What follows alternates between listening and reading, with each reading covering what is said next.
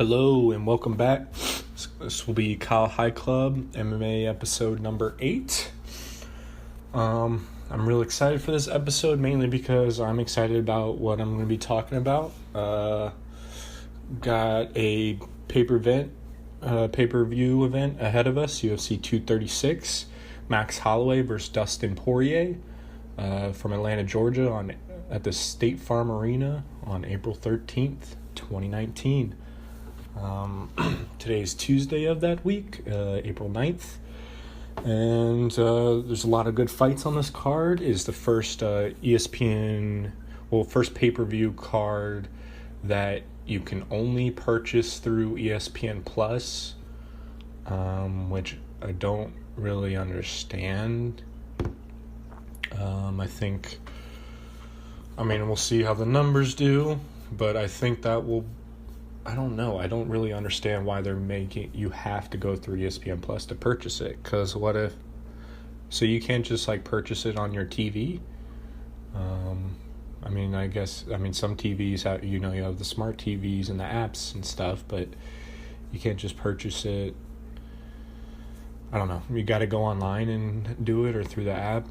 Older generation, probably most of the fight fans out there that actually pay for tickets and UFC Fight Pass and things like that, I think that's going to be crippling, and especially for the mainstream audience, because you're going to have to try to find it. You have to go to ESPN Plus. I don't even know if you need an ESPN Plus subscription. I have no idea. If you're forced to have ESPN Plus subscription and buy the card, then that's fucked. I don't think that's the case, because that would be really dumb, because then that would really hurt the sales of the card and any pay-per-view card or anything you buy from them. I don't know. I don't really care too much about that. I don't want to get into that. I don't even want to talk about that. But I wrote it down, so I talked about it. But yeah, there's some really good fights on this card. I look forward to them. I had 2 weeks to do this research, because there's no fights this past weekend. At least no UFC fights or fights that I was aware of and wanted to talk about. So I got my research done a little early here on Tuesday, and a lot of news has happened between Last MMA podcast and this one. And some really big news came out today, and honestly, I'm going to talk about that before I get into the fight breakdown. So if you're really just interested in the fight breakdown, you can go ahead and fast forward through this, but I'm assuming if you're listening, then you're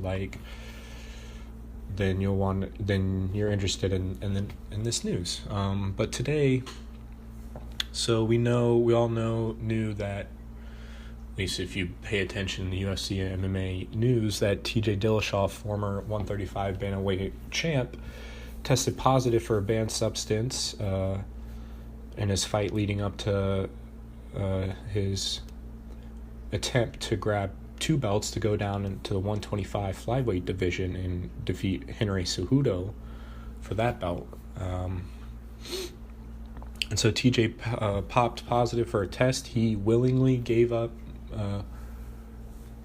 his belt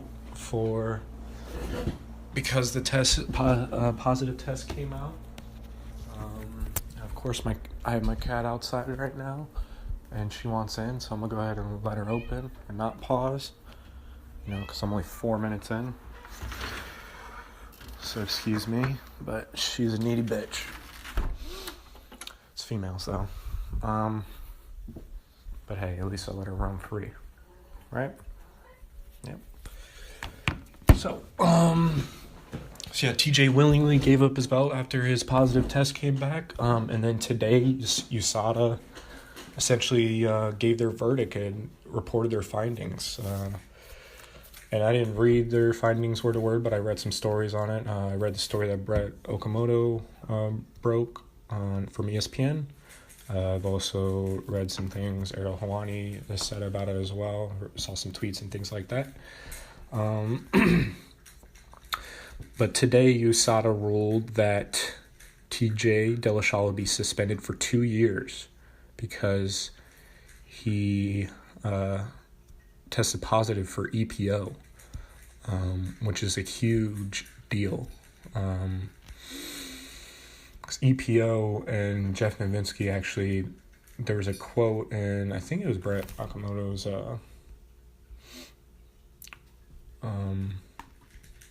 article. I thought he wrote it.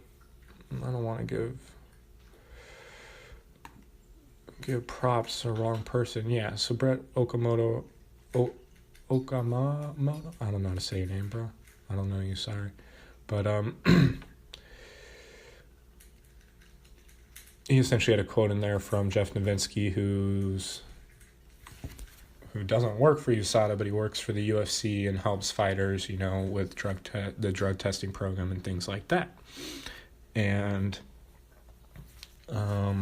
he essentially, he was the one that, went after Lance Armstrong during the Tour de France areas when he was doping, and basically everyone's doping and probably still are.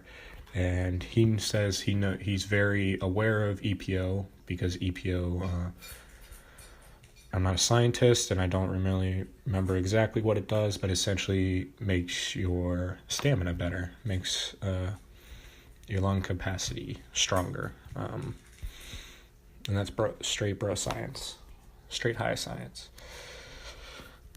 So this is a huge deal that he tested positive for this. It's it's a well-known drug. And as far as Novitzky said, it's top of the list as far as severity of crime. So TJ Dillashaw got the max 2 year suspension, and he and his team did not contest their findings. So he did it. It's 100% proof right there. And I initially read he tested positive the day before the test, January 18th. And the fight was the 19th. So he tested positive the day before, but, of course, they don't get the test results back that quickly. It's not, I don't know, it's just not how it works. Maybe they could try to do that. Maybe have, a lab set up in the stadium, but god damn, that's so much money. I don't see that ever happening. But he failed the day before test, and then they also went back to a test in late December and also tested that for EPO, and that tested positive as well. So it wasn't something that they found one time and not after, or another time they went back and tested old samples, because they usually collect several samples whenever they get a sample. And that one tested positive for EPO, and USADA came back, and I think they said they didn't test the one back in December for EPO because EPO requires a separate test, and it's kind of an expensive test, and they don't always do it for all samples because it's a whole nother test they have to do.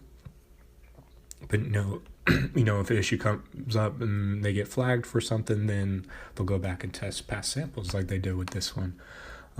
So it's not even just one, piss test that he popped for. He popped for 2 and possibly even more. So yeah, man. I think Dillashaw's just ruined his entire reputation as a mixed martial arts fighter, as a UFC fighter. The guy's still skilled. You still have to go in the ring. You still have to put in the work and become, beat these people. And, but if the other guys are passing the test and they're clean, then that's cheating. And that's just the rules. I understand everyone wants a competitive edge. And I'm for steroids in fucking baseball. I don't give a fuck if those guys do steroids. You're just gonna hit the ball harder and throw it harder. It'll just make the ball even go further. So but in fighting, you're literally fighting.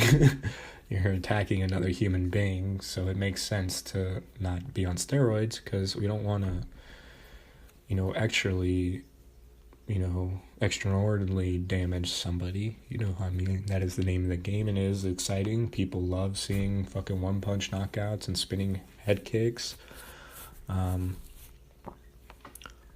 all that stuff is already dangerous in itself. You don't need somebody, juiced to the gills on fucking roids and beating the fuck out of people. Yeah, he's a 135 or 125 pound guy. He's a small guy. But, he'd kick my ass, and the guys he's fighting are his size, too. So it's unfair advantage, and,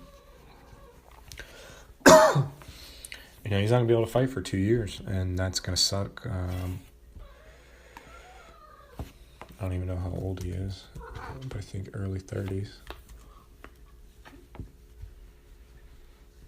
Yeah, 33, so he'll be 35 by the time he's allowed to fight again, and who knows if he'll be able to come back and actually fight or not.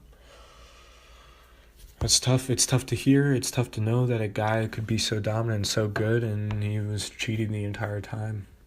And it sucks.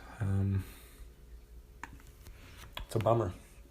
And it's fun. It's not funny, but it's weird because back before Cody No Love Garbrandt, and TJ Dillashaw fought for the first time for the belt. I don't remember the date or the event number because I'm high, bitch. But the first time they fought for the belt, Cody said, "Oh, TJ's on PEDs."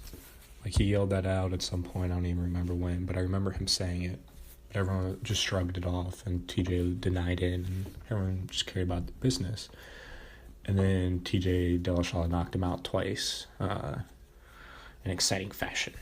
Not saying he knocked him out because of PEDs, but he did get knocked. But Cody Garbrandt did get knocked out by a guy twice on PEDs, and he predicted it. He said that, and they used to train together, so maybe he had some insider info and he actually knew what was up. And maybe it's deeper than we all think, and maybe Cody and Uriah's team do it as well, or they know people that do. I'm sure they do. Especially Uriah, he's deep in that game, man. I'm sure he's been on some shit. He probably retired, got on the juice, and then he knew the protocols. He took 2 years off and then get off it, and now he's talking about a retirement. Who knows? I'm just bullshitting. It's probably a lot more prevalent than we think, but I think it's good when, and I think it sucks for TJ, and I don't even know if it sucks for the sport. Honestly, it sucks that TJ Dillashaw can't fight, and that he was one of the greater champs and possibly the best 135-pound champ of all time. But now he isn't, and I don't think he'll ever be in that discussion because of this, and it's a bummer, but that's just the way the world works. And honestly, I think the world's going to keep on churning, and I think the UFC is going to be fine. As I said, there's some great fucking fights I'm about to talk about, and I'm really excited about. And a lot of other news has happened that I'm excited about. This is just one part of it. It's pretty big news, but I think it'll keep on churning. The 135-pound division stronger than ever. Cejudo is going to be moving up. He's moving up for that belt versus Moraes. I'm actually going to be able to see that fight live. Pretty hyped about that in Chicago. You still got Cody Garbrandt. Who knows with Dominic Cruz what he's doing. I know he's getting a little older. He's good with the announcing job and stuff, and he's had tons of injuries. Pedro Munoz looked good. Peter Yan. There's a bunch of other guys I didn't name, but, Aljamain Sterling, Jimmy Rivera, even though he's on a losing streak, and, that division's going to keep on churning, and honestly, this is just going to make headlines. It's going to be on ESPN, and people are like, oh, shit. Even if you don't know his name, you'll be like, oh, shit, this guy was on steroids, and they suspended him for 2 years? Oh, fuck. Like, you might even just see this story, and it's fucked up to say this, but it's true, and if we don't know it by now, then I don't know when you will, but, all press is good press, pretty much. At least from a corporation standpoint, and especially in fucking fighting. in cage fighting, quote unquote cage fighting. Any press is good press, especially bad press. Bad press sells, bad blood spells. That's why McGregor sells. That's why the next time, if McGregor decides to fight, and I'm sure he will, it'll be the biggest fucking fight ever. That's why Bones is one of the biggest draws, because he's kind of like that bad guy. And he's also one of the best ever. But yeah, I think if anything, this will just draw more fans in and just make things more popular. Now people know this guy's name, and you know, if he does come back and fight, which I'm sure he will, he's a competitor, and he just loves fighting. It's within him, and it's going to destroy him probably being out for 2 years. But if he sticks to training and working out, he'll be back better than ever at 35, like fucking GSP or something. You know, won't take any damage for 2 years, and who knows, could be a fucking killer. And when he comes back, if and when, you know, the promotion's all going to be about him, you know, failing these drug tests. And it's going to be, you know, if he comes back, it's going to be a huge-ass fight, whoever he fights. So, I mean, it sucks right now, but I think nothing but good can come out of this. It shakes up 135 division. You know, gets a new champ in there. Gets some of the other guys some shot, and there's always other guys that want to fight. There's always going to be that next guy in line. So, you know, I think it's good that he gets suspended for 2 years too. Set an example, like, hey, motherfucker, you just can't be doing this. And I think everybody knows you can't do EPO. Like, what the fuck? TJ has like a huge like science team and shit behind him too. So I don't know where they. I don't see how you can mistakenly take EPO. Like, you just did it. You just cheated. You've been trying to cheat. And maybe he only did it for this one fight when he was cutting down to 125, and he was kind of deflated in his energy levels, and he could sense it going the fight week, or, you know, weeks leading up, the month leading up, you know, possibly, and, you know, maybe they started to implement it then, or maybe he's been doing this the entire time and just now got caught. I don't know. We'll just have to see. Honestly, I'd like to see him on Joe Rogan podcast and have Joe fucking talking to him about this and see what we can get out of him, but I doubt he'll be on there, honestly. If he does, I'll be very surprised. And if he does, I'd definitely fucking watch it. It'd be one of the most, it'd probably be the heavily watched MMA podcast. So I don't know. We'll see what comes out about this shit.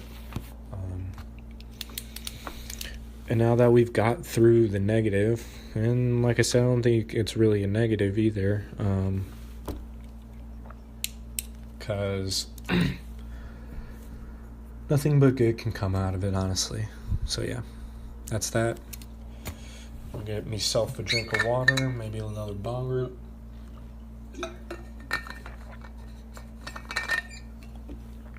And then talk about these fights. First fight. And yeah, as always, I'll start from the very legit first fight of the night to the very end. So if you're, I don't know.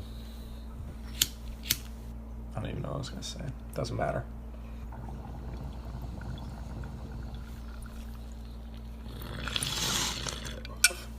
Honestly, I was gonna say something very rude and insulting, but it didn't make any sense, so fuck it. But first fight of the night, State Farm Arena in Atlanta, Georgia, for UFC 236. Max Blessed Holloway versus Dustin the Diamond Poirier. The first fight of the night is between Brandon Davis and 9-5 Brandon Davis versus Randy Costa, who's 4-0. This is the 135 bantamweight men's division.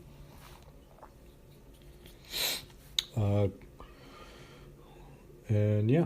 Oh, fuck. It fucked me up, my bad. But Brandon Davis Let's see, the same height. Looks like Brandon Davis is on a 2-fight losing streak versus Zabit and Enrique Barzola, which those are two very impressive fighters. Zabit Magomedsharipov is, one of the best in the game, one of the best in the world. He's finally top 10, I believe, and I'm sure he's in line for a top 5, if not a top 10 fight for sure. He just beat up Jeremy Stevens.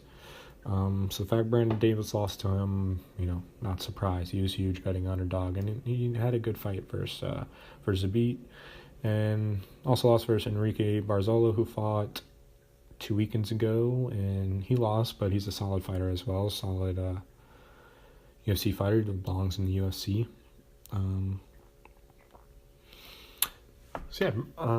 Brandon Davis was a Dana White's Tuesday Night Contender Series Season 1 Week 4 winner. He won that, but since then has been 1-3 in the UFC. 2 of those losses, versus the guys I just mentioned. But his one win is versus Steven Peterson, who fought, I think, 2 weeks ago as well, and was a solid fighter. I think he lost his fight as well, but he's still, pretty solid guy. So Brandon Davis is no slouch, but he will be facing a guy in Randy Costa that's making his UFC debut. He's 4-0, 4-0 in Cage Titans FC on all of them first-round KOs. His nickname is the Zohan because he's got great head kicks. His stand-up's pretty good. The competition, won't be on the level of the UFC. And Brandon Davis has faced some legit fighters, although he doesn't have any crazy legit wins. He's a solid fighter. And although Costa hasn't been on the ground too much, he did finish one of his fights through ground and pound. So we'll see how this goes. I think I ended up placing some money on Randy Costa just because he's making his UFC debut. He's making it versus a solid guy, and, he's the underdog. He's plus 140 underdog, and Brandon Davis is minus 160 favorite, and I don't know. Wouldn't surprise me if Davis wins. I just literally bet on the underdog because I could see him possibly winning, and I like the numbers. I don't, and that's really it.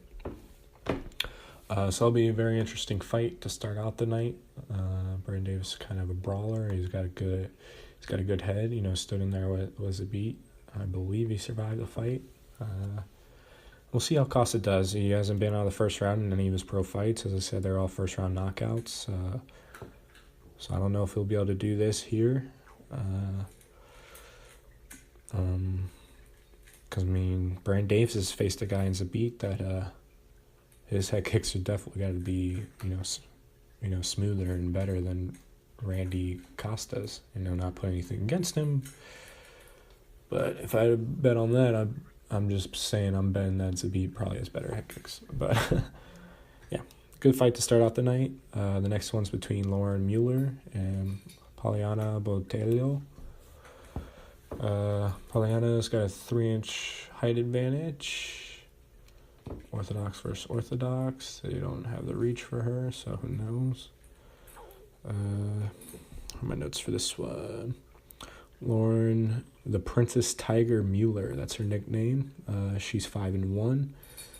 Paulina Botelho, 7-2. This is 115 women's division. And let's see, Lauren Mueller was on the Contender Series, Season 1, Week 8. Where she got a win. She's won in the UFC since. She lost her last fight by round 1 armbar, but that was her first pro loss.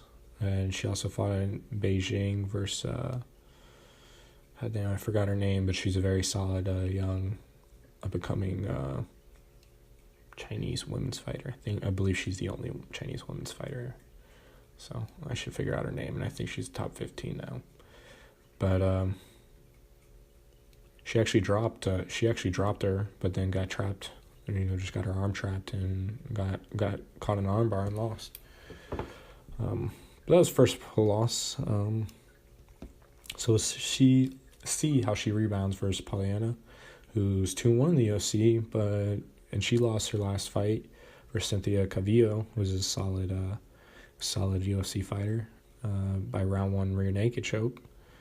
I watched that, and it was pretty clear that she's pretty green on the ground in grappling. She definitely likes standing up and keeping her distance, and she'll definitely have the distance, and I believe she'll have the reach advantage. I don't have her reach number in front of me, but she is 3 inches taller, so I'm assuming her arms will be longer than Lauren Mueller's. So we'll see how it plays out. I think it's classic striker versus brawler matchup, although Mueller's not like a ground expert or submission or black belt jiu-jitsu artist. I think she'll want to keep it close and keep it in tight with Polyana, and maybe, get against the cage in the clinch and just kind of just annoy her and just keep that pressure on her. So we'll see how that plays out. It'll be an exciting women's fight, 115 division. Lauren Mueller's plus 140 underdog, and Polyana is minus 170 favorite. By the way, I'm getting all of these betting numbers off of my bookie. This was website. And these numbers are when I, literally probably 30 minutes before I do this. That's the last thing I do is write down the odds, because I want those to be as accurate as possible from the place that I'm actually betting on. They do list odds on the ESPN website. They're supposed to list them on the UFC, but they haven't been doing that for the fights. I don't think anyone's actually updating the UFC website. They might want to hire some people, just a website team or something. It's not that hard. But that's besides the point.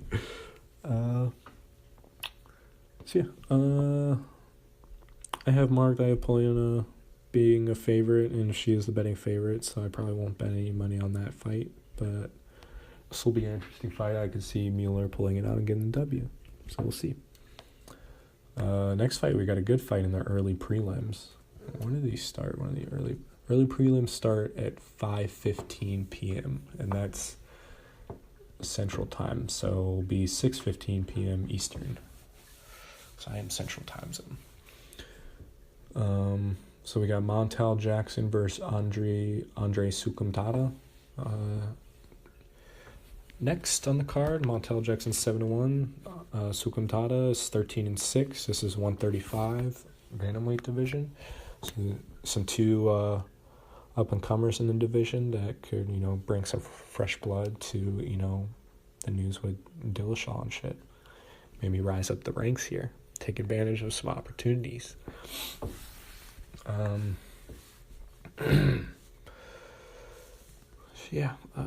are my notes? Montel Jackson's from the Contender Series, Season 2, Week 1, got a W there.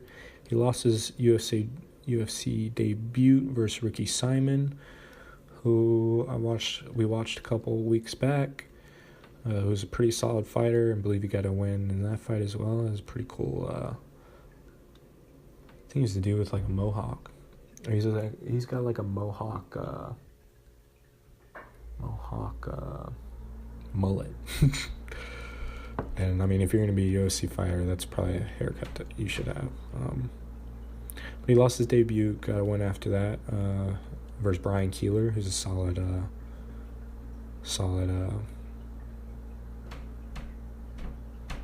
fighter, solid UFC fighter. He's not top 15. Maybe he can be there one day. And maybe he has in the past. My bad if you have, Brian, and I apologize. But Montel Jackson beat him in the first round by Darce choke. Montel's good at controlling his distance.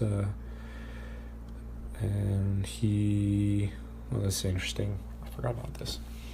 I think it was in the Contender Series or during the Keeler fight, one of the announcers or commentators mentioned that Montel Jackson at 135 his hands are bigger than Francis Ngannou, who's 265. He has to cut down to 265. So his hand's bigger than a guy that fights 130 pounds above him, which is just insane. He has huge hands. He has great grip. He literally was just holding onto one of the guy's wrists in a previous fight and just punching him in the face just by holding his wrist. He wasn't holding his glove illegally, like putting a finger in his glove and holding him like that. He just held his wrist while the fighter was literally pulling away as hard as he could. And he literally couldn't. It was just crazy impressive. Then Andre Sukuntada is 2-3 in the UFC. He won his last fight versus Jonathan Martinez, but that was Martinez's UFC debut. That was back in October of last year. Before that, he lost for Sean O'Malley back in March of last year, and O'Malley broke his leg in that fight, and Sukuntada just decided to keep taking him down, although O'Malley couldn't stand. O'Malley pieced him up in the first 2 rounds. O'Malley's nasty. I can't wait for him to get back in the ring. That guy could be a potential star someday. It sucked he broke his leg in that fight, but it is what it is. Before that, Sukuntada beat Luke Sanders by decision, back in December of 2017 by second round knockout. His nickname is the Asian Sensation. He's got good power. He's got good power in his counter punches.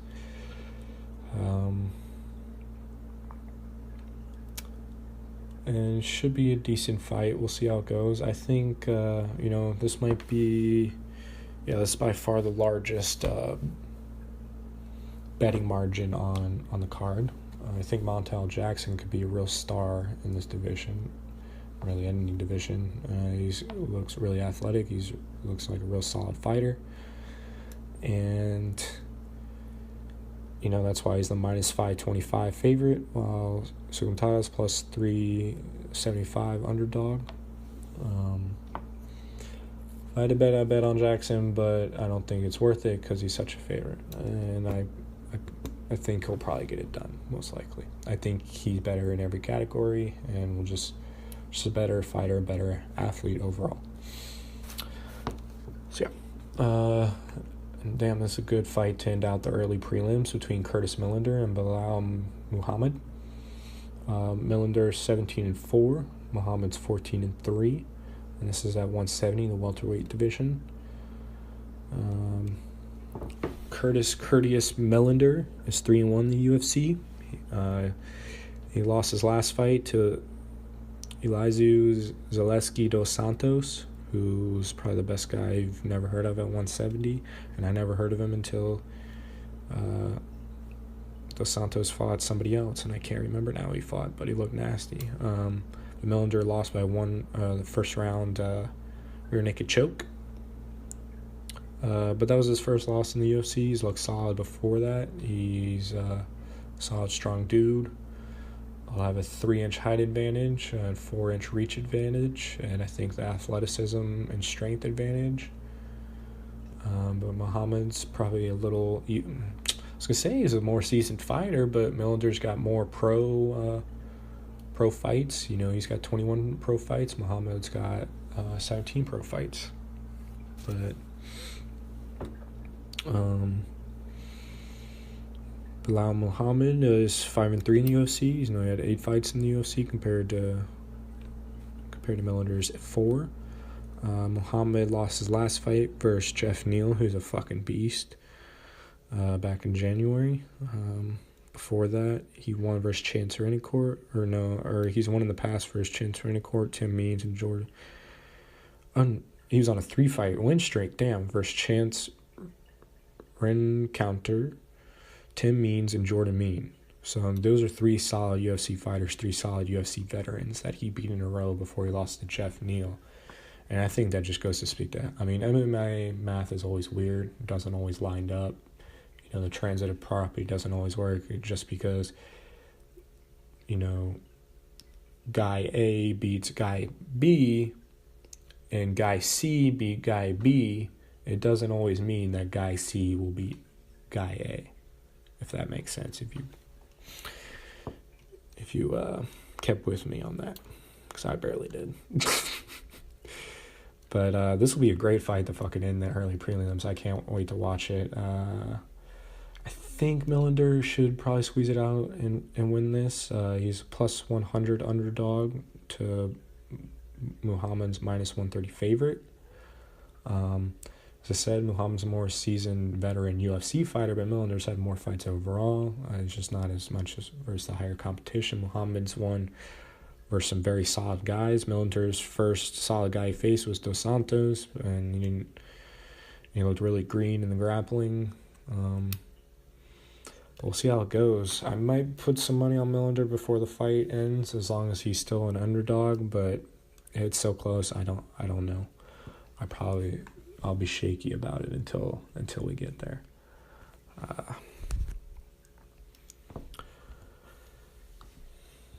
So yeah, look forward to that for sure. And then that closes out the early prelims to start. Sorry, I'm kind of baked, man. I wasn't feeling baked, and now it just kind of hit me. But we're going to get through it, guys. We're going to be okay. Start off the prelims, and I didn't mention this before, but early prelims and prelims are on ESPN+. Oh, early prelims are on ESPN+, and these prelims are on ESPN. So that's cool. These fights will... these next 4 fights that I'll talk about will all be on ESPN. The ESPN. So yeah. The first one to start out for the prelims is Boston Salmon versus Khalid Taha, which, are you sure that's your real name, Boston Salmon? Do your parents love you? Did you get your name changed? Are you in witness protection? What's going on there? What's the story behind the name? And I bet somebody's probably already uncovered that, and I just haven't Googled it. Maybe I'll Google it after this. Maybe I won't. I probably won't. Somebody tell me. Yeah, Boston Salmon. It just doesn't even sound like a person. It just sounds like let me get the Boston Salmon, Let me eat it at the park. I'll probably sell it at Fenway Park. Jesus. Boston Salmon is 6-1. Khalid Taha is 12-2. So it's 2 solid records right there. It was 135 men's division. Boston Salmon is minus 130 favorite. Khalid Taha is plus 100 underdog. Boston Boom Salmon. He's making his UFC debut. So maybe we'll have the story from John Anik beforehand on why his parents named him Boston Salmon. He's from the Contender Series, Season 1, Week 1. He won that. He stands his ground solidly. He's a very patient fighter. Looks like he has some power, too, in his hands for 135. I'm excited to see, how he looks in his UFC debut in the bright lights. And, the bright lights, oftentimes in people's UFC debut, the bright lights get them. The crowd's crazy, and it's just so nerve-wracking. They never fought in front of this many people on TV. He's going to be on ESPN. He's kicking it off on ESPN. So that is a lot of pressure, but a lot of times when these guys have been on Dana White's Tuesday Night Contender Series, they're literally just fighting, and there's no fans or anything. It's just like your mom and your friends and the other fighters that are fighting that day. It's like maybe 40 people at most, and Dana White and like the matchmakers, and that's it.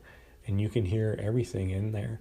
And sometimes guys have said that those fights are more, nerve-wracking than the fights in the fucking arenas with all the fans cheering and shit, because you can kind of drown that out. It's almost like white noise, because you can't hear every single individual fan yelling at you or screaming.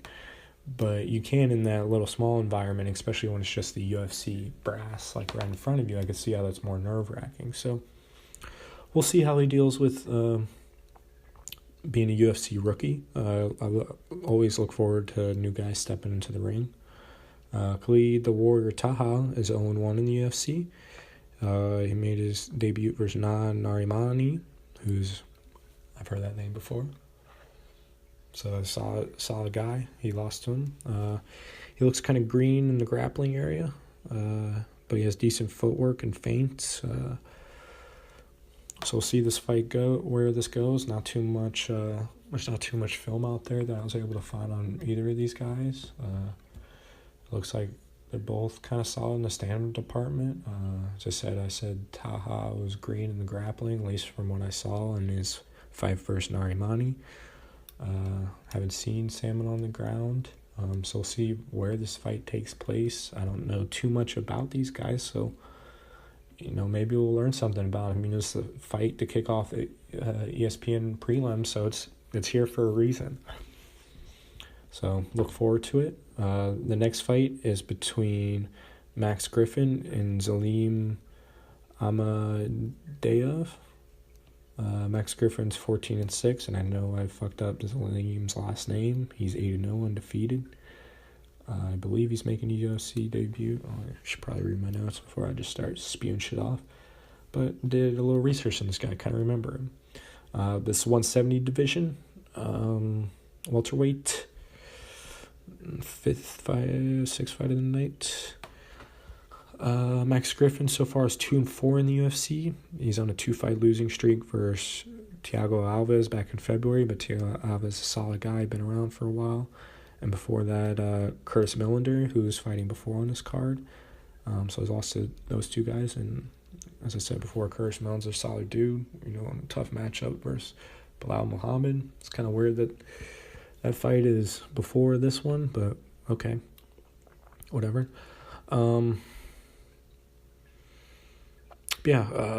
Max Griffin, he beat Mike Perry before that. So, and Mike Perry's a fucking scrapper. He's a brawler. He was ranked top 15. Still might be. So he's a decent fighter, and he's fighting a guy in Zalim that's making his UFC debut. He's only 24 years old, undefeated up to this point, all knockouts. There's only 4 fights. But, it's 8 fights, never mind. It's a decent amount of fights. This dude's got power. He's got some extreme power. Saw a couple of his fights. He's fighting, it looks like, in some Russia organization. He's from around there. Or he's from Russia. And honestly, he looks like Khabib, but it looks like he could punch, straight. So we'll see how this fight plays out. I have marked that if I had to bet in the odds or in favor of this guy, I'd bet on Zalim. But Zalim's actually a -120 favorite, and Max Griffin's -110. So real close there. I think it's kind of a coin flip, and I agree, because we don't really know how Zalim is going to look versus, actually a UFC caliber of a guy.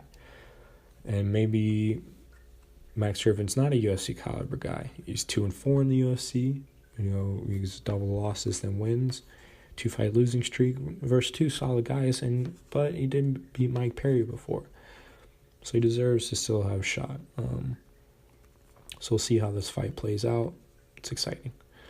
Next fight, great fight. We got number 4, Wilson Hayes. Who's 23-9 versus number 5, Alexandre Pantoja, who's 20-3 in the 125 flyweight division. Again, great to see some flyweight fights too. Good to see they're still putting them on, and they're not just going to close the division down. I don't see why not. If you got guys to fight, just put them in between. You got so many events, just put them in between these cards, man. They don't need to headline. They don't need to be huge stars. But these guys, you can't just expect guys to gain 10 pounds and then be as good as they are, So, yeah, I don't know. But Wilson Hayes is 7-5 in the UFC. He's been around for a while. His last win was versus Ben 10 Nguyen. He was solid, young, I believe, Chinese fighter. If he's not Chinese, my fault.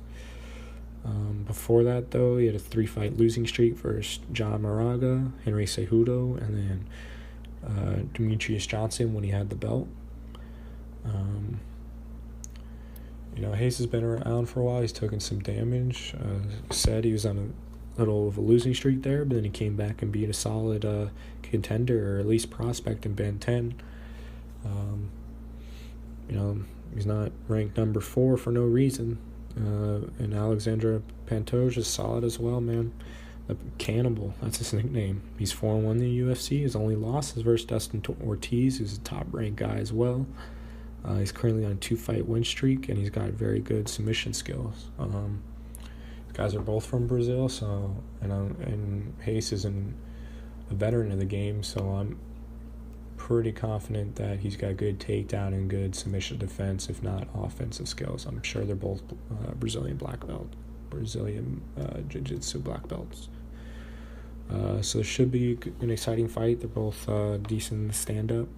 Hayes has got some powerful shots. He's got a chin, too. So we'll see how this goes. Betting odds, Hayes is plus 120 underdog, and Pantoja is minus 150 favorite. If I had to go favorite, I'd probably go with Pantoja. I actually didn't even mark a box on who I thought it would win because I wasn't really sure. And now since I wasn't sure and Hayes is the underdog, I might place a bet on him, but I don't know. I'm still kind of leaning towards Pantoja, but I could see it going anyway, either way. And to close out the prelims on ESPN, we have Jalen Turner, who's 8-4, versus Matt Frevola, who's 6-1. This is at 155, the lightweight division. Jalen the Tarantula Turner, 8-4. He's 23 years old. He's 1-1 in the UFC, both by first-round knockouts. Got the win. He's from the Contender Series, Season 2, Week 4. He's solid fighter. He's very long and tall for the division. He's 6'3" at 155 pounds, which is just insane. I'm 6'2", and at my leanest, I got down to 165. I was just kind of like starving myself and just trying to eat as healthy as possible, not be a fat fuck, and also save money. So I can't imagine getting down 10 pounds below that. Could probably do it. Goddamn, it'd be hard. And this guy's an inch taller than me.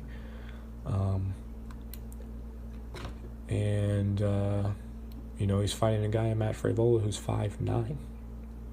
So he's got, half a foot of height on him and half a foot of reach advantage, 6-inch reach advantage. And southpaw versus orthodox. So, if he just keeps the jab, you should be able to keep him at distance, use some kicks and use his athleticism to get dub. We'll see. But Matt, the steamroller for Vola, he's a solid fighter. He's not going to give up. He's from Sierra Longo fight camp. So he's got that toughness, that Long Island toughness, that swagger. He's also from the Contender Series, but from Season 1, Week 8. He's currently 0-1-1 in the UFC, so looking for his first UFC win still. He last had a decision loss versus Lando Venado. It was a solid... he had a draw versus Lando Venado, his last fight. And honestly, I watched some of that fight. I only watched the first round, and I just knew how it was going to play out from there. It was just kind of boring, and they just kind of went back and forth the whole time, and nothing really happened, honestly. But before that, he got knocked out by Polo Reyes in the first round. So we'll see how he deals with Turner. Turner's minus 120 favorite versus Frevola's minus 110. So betting odds are pretty close, which I'm actually kind of surprised by. But I guess I'm also not. Turner's also look kind of green on the ground. He's still a young guy. He's only, I think I said 24, 28. He's only 23. So we'll see how that fight goes. So it was a very interesting fight to end out the prelims. If I had to bet on somebody and if the odds were better, I'd bet on Jalen Tarantula Turner, just because of athleticism and distance and speed. We'll see how it plays out in Frevola. Just as I said earlier, between I think Laura Mueller and Paulina Modeo. If you can get inside and just make it brawl and just keep that pressure, you maybe get in the clinch, maybe get him in the ground, just beat him up, get him bloody, definitely have a shot. That's why it's a fight, and he's a solid guy as well. So I look forward to that fight, close out the ESPN prelims. And now I'm going to take a little break, and then we will discuss the main card, and then the rest of the UFC news I didn't get to. So yeah, I'll be back. Have you ever thought about starting your own podcast? I know I did for several years before I actually started. I had so many questions. How do I record? Do I need a fancy microphone? Do I need expensive cameras? Do I need to hire somebody? Do I need editing software? Do I need a studio? Do I need a website to, distribute this? How do I pay for a website and hosting? How do I get people to listen? How do I make money? And I struggle with this, and this morning, all those questions are the reason why it took me forever to just start. And the awesome thing is that Anchor solves all these questions. They answer all these questions. It's a one-stop shop for recording, hosting, and distributing your podcast. Best of all, it's 100% free and ridiculously easy to use. It's ridiculous. And now, Anchor can match you with great sponsors who want to advertise on your podcast. That means you can get paid to podcast right away. In fact, that's what I'm doing right now by reading this ad. I'm just in my third episode in, and this is my first ad, and they're giving me $10 for this ad. It's only $10, but it's a start, and it'll lead to more. So if you always wanted to start a podcast and aim to make money doing it, go to anchor.fm/start. That's anchor.fm/start. In order to join me and the diverse community of podcasters already using Anchor. Can't wait to hear you. All right, and welcome back. And if you're still listening, are you asking yourself, how the fucking long can this shit be? Yeah, man, I told you in the beginning, I had some things I was really excited to talk about. Lots of news, some really great fights. I've been looking forward to the UFC 236 card for a while now, especially the main card. The main card is fucking lit. I'm super excited for it. So let's just fucking get into it, man. Start off the main card fights. We got OSP, Ovesay Peru versus Nikita Krylov. OSP's ranked number 12 in the world. He's 23-12. Krylov is 24-6, and this is at a 205 light heavyweight division. OSP is 11-7 in the UFC. He lost his last fight versus Dominic Reyes, and Dominic Reyes. Who did Dominic Reyes just fight? God damn, I can't remember. But Dominic Reyes just fought. Oh no, he won a controversial. Yeah, he just won a fight, but it was controversial. I remember. Damn, I might have to look that up. But either way,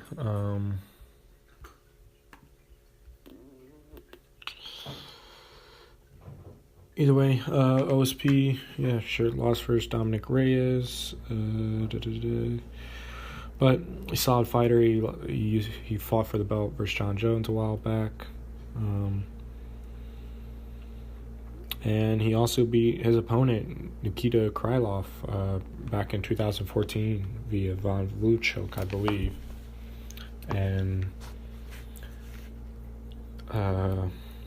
OSP has beat so many people with the Von Flue choke that commentators have started calling it the OSP choke, because he's done it several times now, and I think more times than Von Flue did it. And I don't even know who Von Flue is, and I'm sorry that I don't.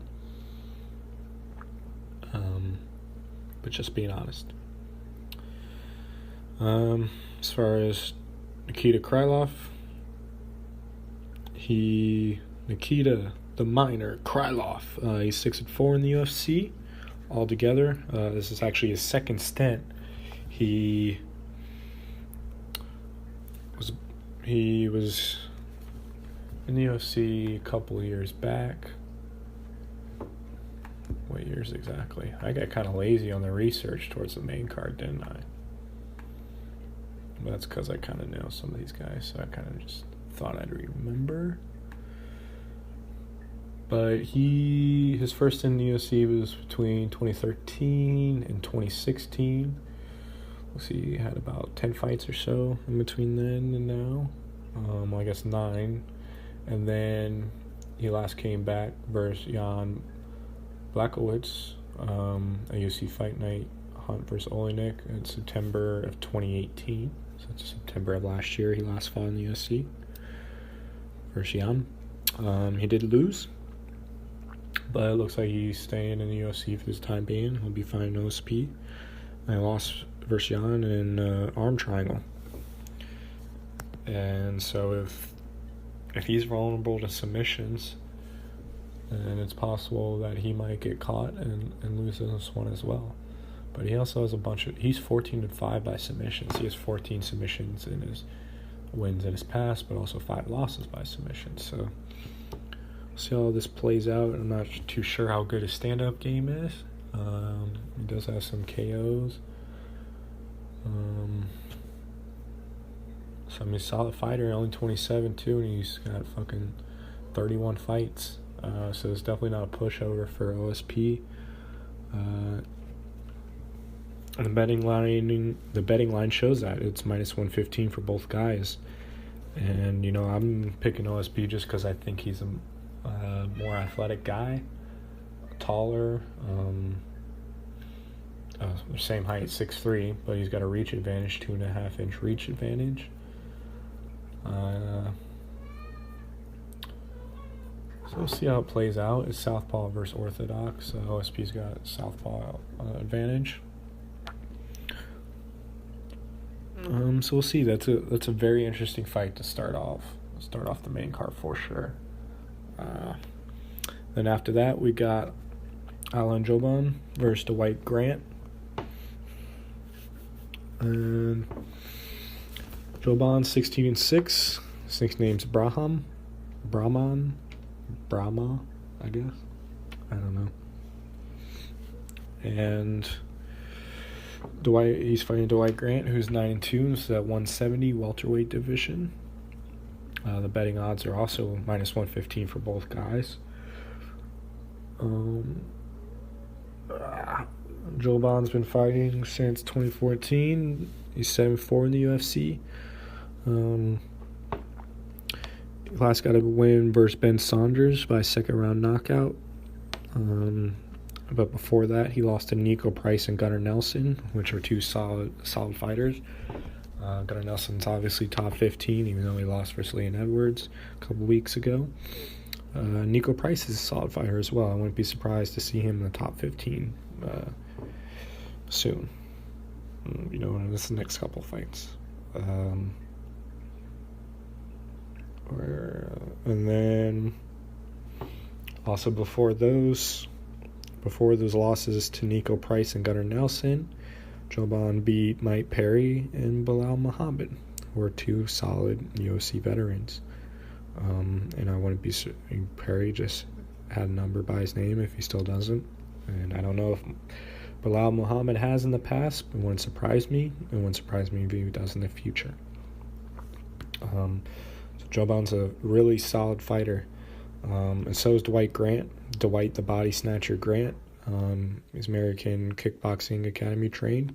He's from the Contender Series, Season 2, Week 2. So far, he's 1-1 in the UFC. He won his last fight by first round knockout, and he lost his debut versus Zach Otto. And Zach Otto's had a couple fights in the UFC now. I think he was on the Contender Series as well. And yeah, I mean, you can't blame a guy for losing the debut. Maybe he had jitters, who knows? But this should be a solid fight. I probably say that every fight, but I fucking mean it. Dwight Grant's a very athletic dude. Both guys are athletic. Both guys are fucking in very good shape. Grant will have a 4.5 reach advantage, so he'll probably most likely look to use that. He likes to switch stances back and forth. He's got good footwork, good stand-up. And I think Joban's a kind of a solid, decent all-around fighter. He's a southpaw guy. Like I said, betting odds are straight up here. I mean, they're not straight up, but minus 115 for both guys. It's kind of a pick'em fight. I do have Joban marked in my little box where I think, once I do my research on a fight, I just mark which one I think in that moment after doing the research, after watching both guys fight, who I think will probably win. And that's not seeing betting odds or anything. So I have Joban for that, but I don't really know who's going to win, and I'm not going to bet on that fight. But I look forward to definitely seeing it. These guys, 170, these guys could definitely be potential contenders in the near future. Two very good prospects. And they both can get a decided win versus versus their opponent. Definitely, put them on that top 15 foreground, if that's even the right word to use. The next fight is a fucking solid fight, third to the last fight of the night. Before we get into the two title fights, we got Eric Anders, who's 11-3, versus Khalil Roundtree, who's 7-3. This is at 205 light heavyweight division. Anders is a former Alabama football product. I believe played linebacker there. I remember when he was playing, he was a fucking beast. So far, he's 3-3 in the UFC. He does have a 2-fight losing streak versus Elias Theodorou and Thiago Santos. Although he does have 3 wins, he doesn't really have any big wins versus big-name guys. He tore it up before he got in the UFC. He was undefeated. I think he was 8-0, and since then, he's ran into some guys that have been doing this for a little while. He's just still kind of getting into it. He's just kind of like a brawler right now. He just throws and just scraps and kind of doesn't have any other plan besides throwing down. So we'll see if he adjusts. I think he'll need to with Khalil Roundtree. And his last 2 losses were versus very good guys. Elias Theodorou is a fucking very unorthodox striker. Very solid, top 15, if not top 10. He might be right now top 10. Let me check real quick. I do have the rankings pulled up. Fuck, they don't even have him in the top 15. Well, I thought he was. Oh, I'm looking at the wrong division. What's at 185? So Anders is going up to 205. He was fighting at 185. Which is crazy, because I thought he fought at 170. He went up and fought Santos. I don't know. Or no. Santos was down at 185 too when they fought. I don't know. Or maybe it wasn't. Maybe it's 205. But Theodore's top. He's 14 and 185. But this is a 205 fight. And maybe Anders is staying here.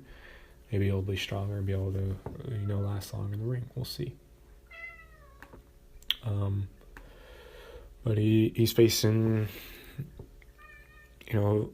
kind of a UFC veteran. He's had 7 fights now in the UFC. He's 4-3 in Khalil Roundtree, 8-3 overall. He's still relatively new to the sport. He actually has less professional fights than Anders. But dude's a solid athlete as well. He looks more like a 205er, more built and bigger than Anders, even though they're both 6'1". You'll have a 1.5 reach advantage. That's Roundtree. His nickname's the Warhorse. He was in the Ultimate Fighter 23 finale, but he ended up losing that. His last fight, he lost to Johnny Walker, who's top 15 guy we all know of, and might be facing John Jones or whoever the light heavyweight contender is at that time in the future. We'll see. Before that, it'd be Gogan Saki. So he's beat solid strikers in the past and guys that, have, Anders definitely doesn't have the technical proficiency of Gogan Saki's boxing, but nonetheless, they're both heavily concentrated on the feet. So we'll see how this goes. And maybe Roundtree will look to go to the ground, but he averages 0 takedowns per fight, so maybe not. Maybe Anders will do that. I keep wanting to say Anders from fucking Workaholics. I can't help it. My bad, Eric Anders. Don't kick my ass. And roll Tide. But yeah, Anders is a favorite, minus 190, and Roundtree's plus 155. I have Roundtree marked as my box to win, so we'll see. And it's a favorable matchup as far as betting-wise, but it won't surprise me if Anders wins. He's probably the more explosive athlete, more fast twitch muscle. But we'll see. It'll definitely be an interesting fight and a great lead-in to the 2 title fights that foreseed it. In the co-main event, we got Kelvin Gastelum, number 4, Kelvin Gastelum, who's on a mission for gold, 16-3, versus Israel, the Last Stylebender, Adesanya, who's ranked number 5, and this is a 185-pound middleweight division, and this for the interim championship.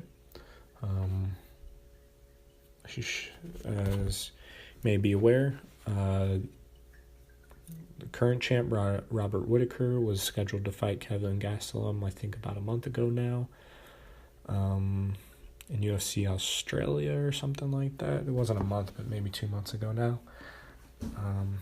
And Adesanya was also on that card versus Anderson Silva, and that ended up being the main event because Whittaker had to pull out because he had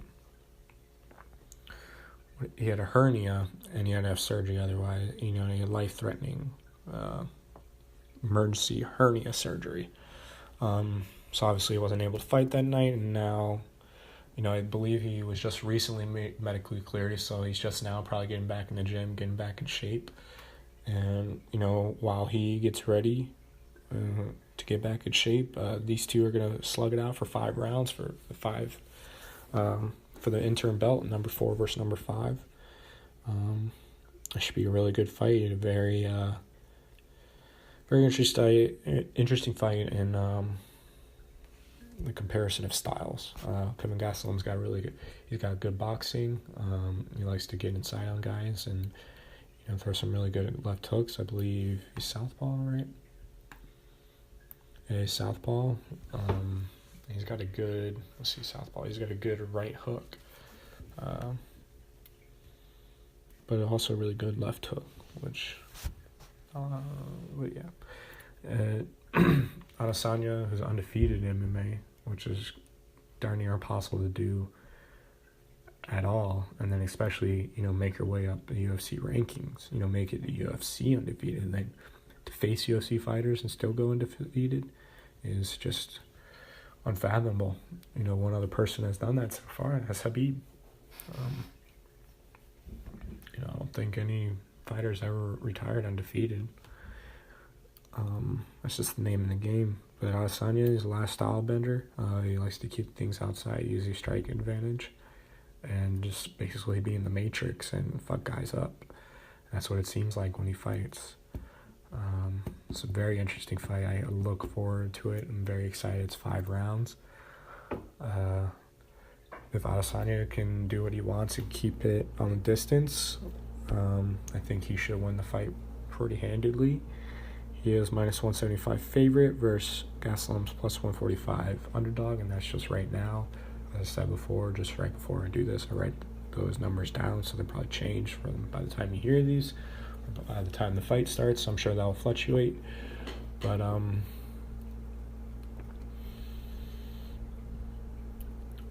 yeah, if Adesanya can keep it on the distance, he should have his way. But we should also, Gastelum's got a strong chin. He's a strong fighter, especially since he's moved up to middleweight. He just looked like a completely different fighter, just like the champ did, Robert Whittaker. And I think it's been a huge difference for both of them.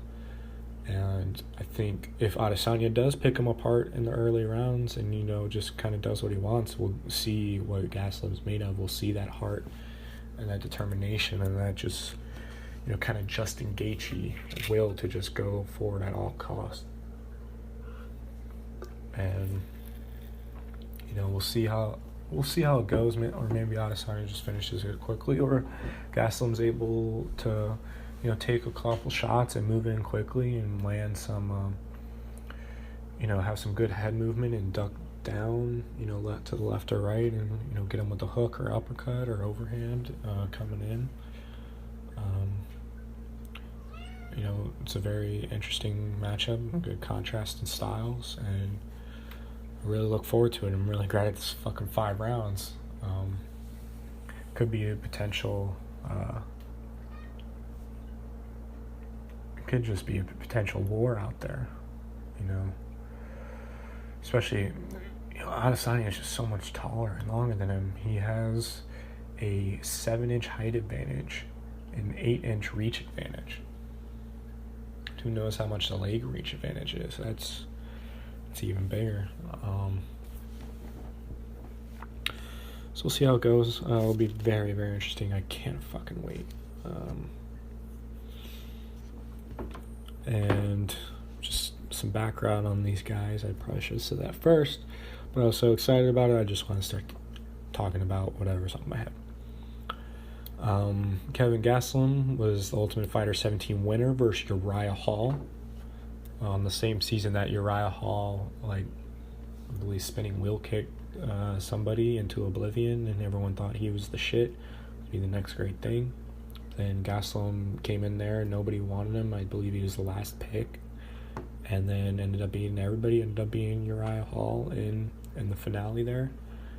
And I think they're both boys now. They train together. They might be roommates. But Gastelum's 11-3 in the UFC. His last he would be 12-3, but his fight versus Vitor Belfort, where he TKO'd him in the first round, was overturned because Gastelum tested positive for a marijuana metabolite. So the fuckers took his W away because he was smoking weed. He was just stupid. So my heart goes out to you. But his first ever pro loss was versus Tyron Woodley at 180, which was a catch weight. Because Gastelum, and I think the main reason he moved up to 185 was because he had problems making 170. He's kind of a tweener. Maybe 185 is too big for him, but I don't know. He's on the precipice of winning the title now. So there's that. He then after that had a fight versus Nate Marquardt, or he won at 185, and then he had a catchweight with Johnny Hendricks, I believe around the 170 limit, and Hendricks missed weight. Then after that, he returned to middleweight. Since then, he's been at middleweight, and he's gone on a tear and beat Kennedy his first fight back at middleweight, and kind of stayed there since. As I said before, Stylebender is undefeated. He's 5-0 in the UFC. He's beating Brad Tavares, Derek Brunson, and Anderson Silva back to back to back. He's 25-5-1 as a pro kickboxer before he got into MMA. And actually, he was doing the same at the both times. So his last pro boxing fucking match was in 2017. It was right before he entered the UFC, I believe. So it was a great fight. If I had to pick a winner, you could probably tell I'd probably go Adesanya. But it will definitely be a close, interesting fight, and I can't fucking wait. I'm hyped for it. And I'm even more hyped for the fucking main event. Because we got Max Blessed Holloway moving up to 155 division. And yes, it's an interim belt as well, because it could be suspended.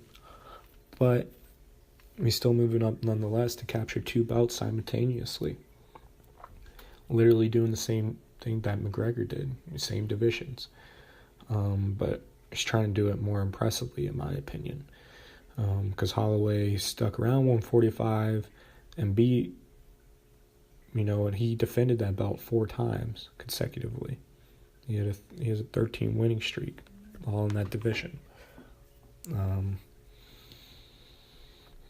he's cleaned everyone out. Beat Jose Aldo twice, decidedly. Even though Conor starched him in 14 seconds, he absolutely dominated Jose Aldo from opening bell to the end. And now he moves up to 155. I'd love to see Holloway versus like Poirier or Ferguson, or he's fighting Poirier, but I would love to see him versus Khabib, the legit champ, or versus Tony Ferguson. But Dustin Poirier is right up there too, and I'm so fucking glad Poirier's getting a title shot finally, man. Dustin the Diamond Poirier. So Holloway's a champ at 145, 20-3. Poirier's ranked number 3 at 155. He's 24-5. Do some background before I talk about too much of the fight itself. Max Bless Holloway, he actually made his debut versus Dustin Poirier. So you guys have fought in the past. That was back in 2012, so fucking 7 years ago now. He lost by a round 1 armbar. But he's 16-3 in the UFC. He strung a couple wins together after Poirier loss, but then had back-to-back losses versus Dennis Bermudez and then Conor McGregor in 2013. But he hasn't lost since that McGregor loss. He's had a 13-fight win streak, 4 straight title defenses, and 4 straight stoppages versus... I forgot who he defended against first, but I know the 2 after that were versus Aldo, and then Ortega, which he just absolutely dominated Ortega. Okay, he beat Pettis, and then would probably beat Pettis for the belt, and then so he's had 3 title defenses. Beat Pettis for the belt, defended the belt against Aldo twice, and then Ortega, who was really the only other contender left in 145. So he's cleaned that division out, beat everyone else on the way up, and beat Aldo twice, who was 145-pound king. So now all he can do is move up.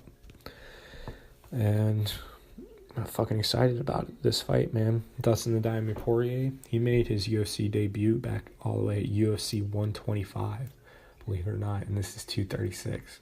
So 101 cards since his debut. That was back in 2011. He fought Holloway his 4th UFC fight. That was about his 10th professional fight overall, as I said before. He beat him in the first round by armbar. I don't think anybody really has, and hold on, let me get too involved in the fight.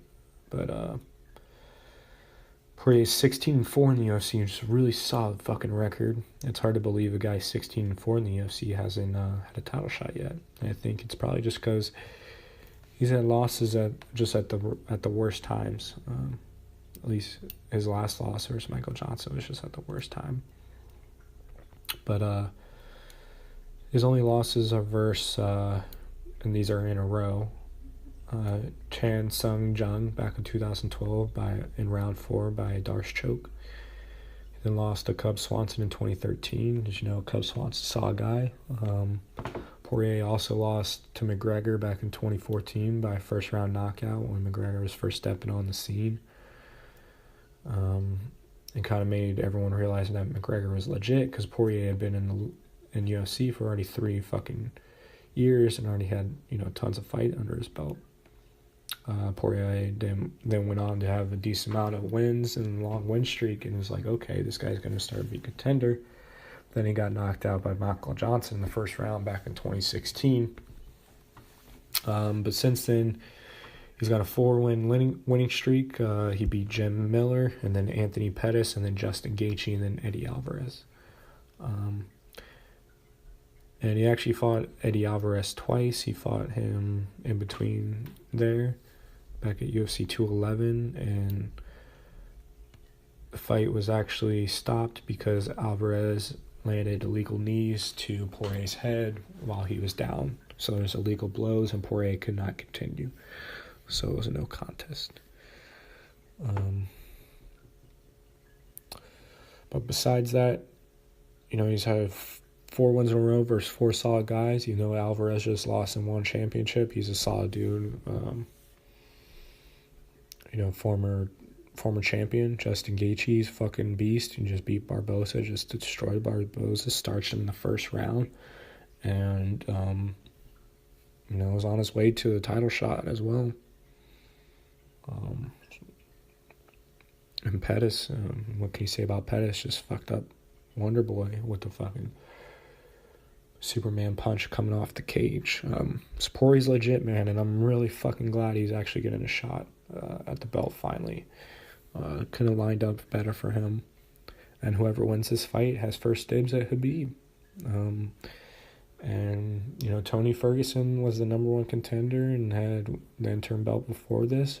He was offered this fight, but he refused it because he said he was already an interim champ. He deserves the fucking title shot now.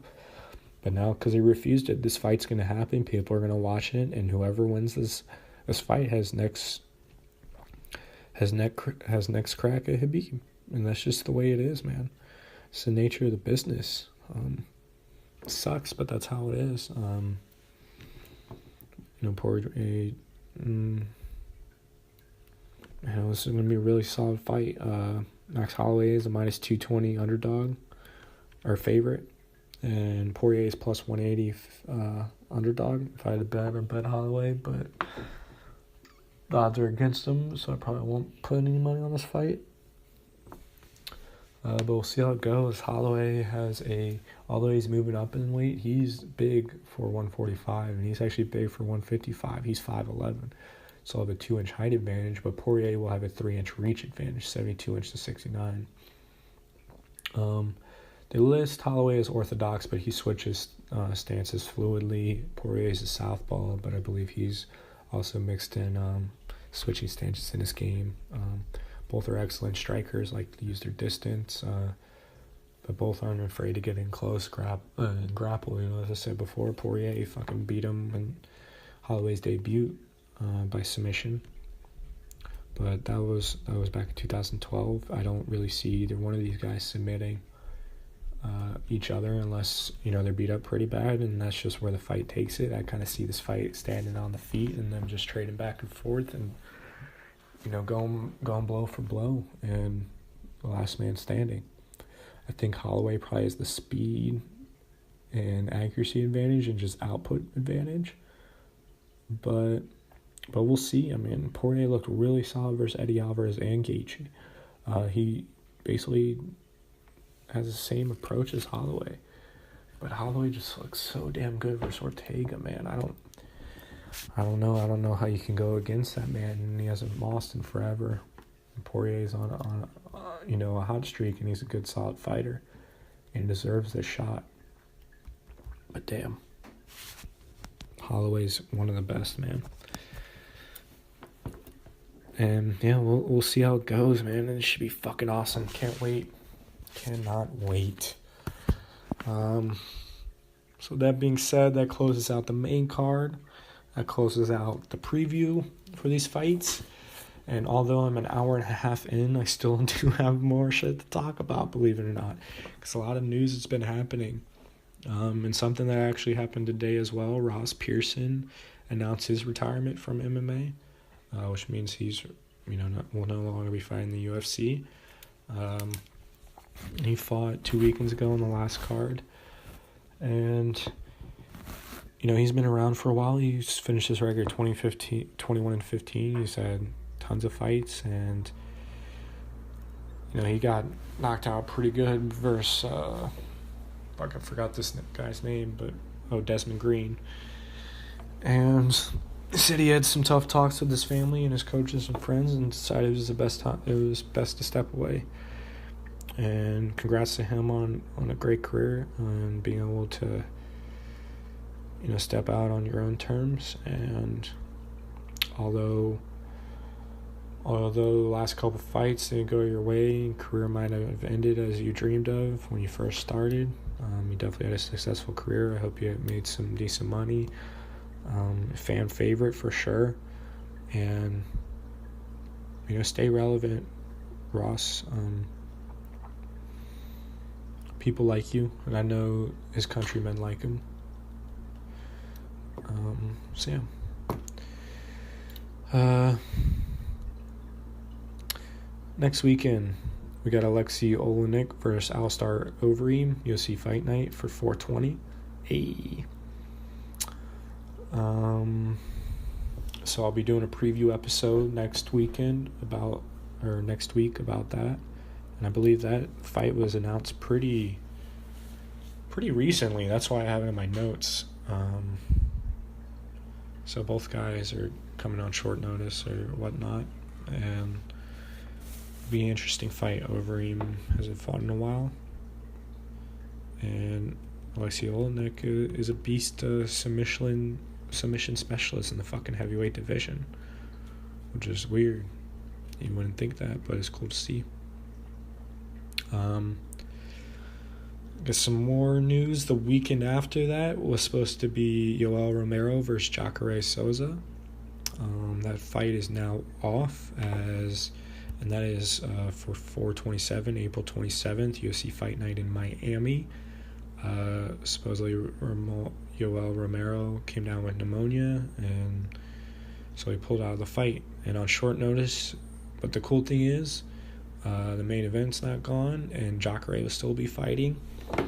And Jack Hermannson is going to replace Yoel Romero, and I think it's fucking great for Hermannson.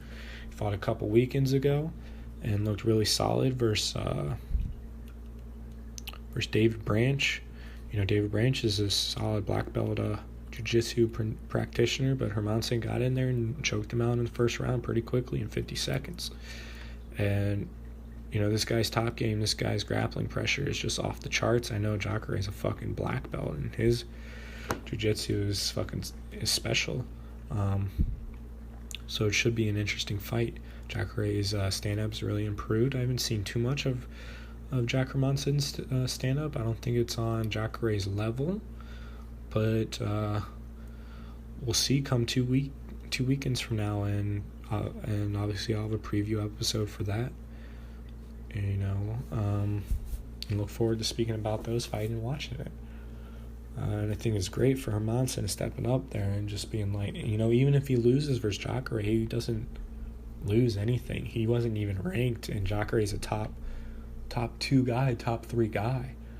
Let me see where he's ranked right now. I got it right here.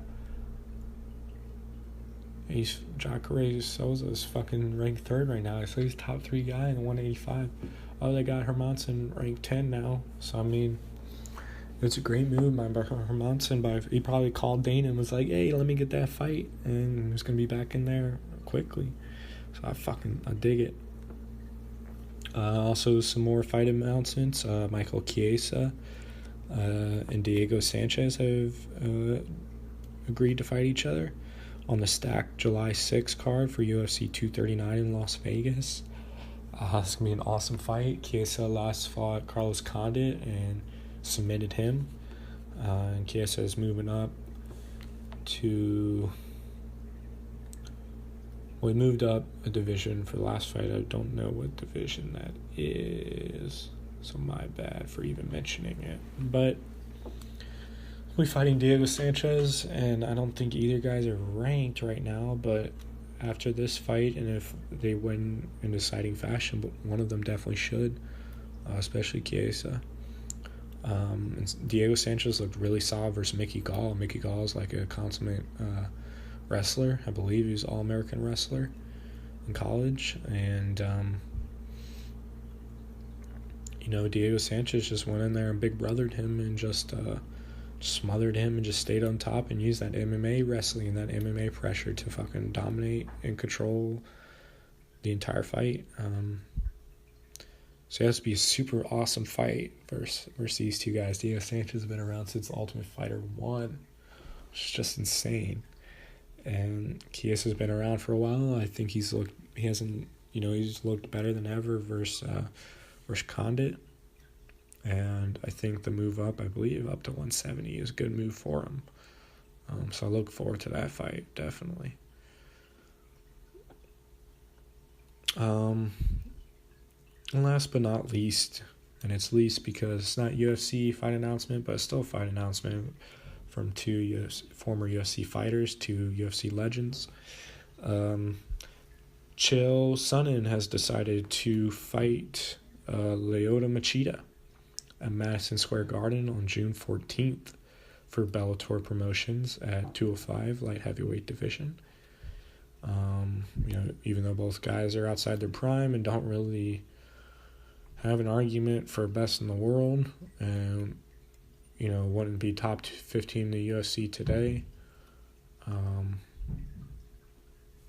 It's a cool fight just to put on for namesake. It was contrasting styles for sure. Chalel Sonnen likes to wrestle and grapple, uses pressure. And Lyoto Machida, the Dragon, just like a fucking out of a video game. His stand-up is some of the best ever. Kind of pioneer in the stand-up MMA world. And it'll be an interesting fight nonetheless, even though both guys are past their prime. It'll still be a great fight. I don't know if that's a main event or not, so I don't know if that's 3 or 5 rounds. I hope it's 3, because if it's longer than that, they might gas out. Yeah, that's it. That's all I got for today. Long